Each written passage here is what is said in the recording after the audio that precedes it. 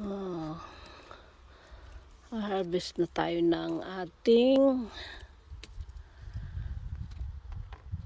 kamatis, guys. At baka mga ngalaglag na siya, lalambot na.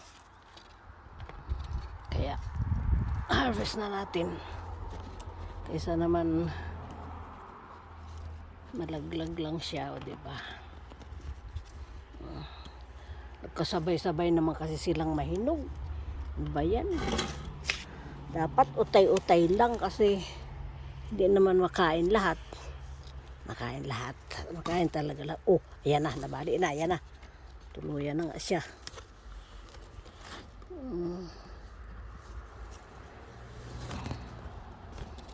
Ay, nako.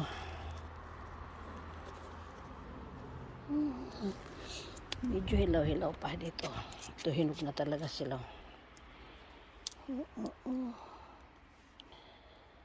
Ay, nako.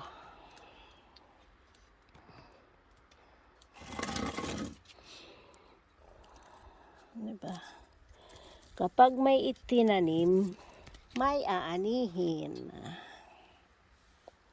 Diba?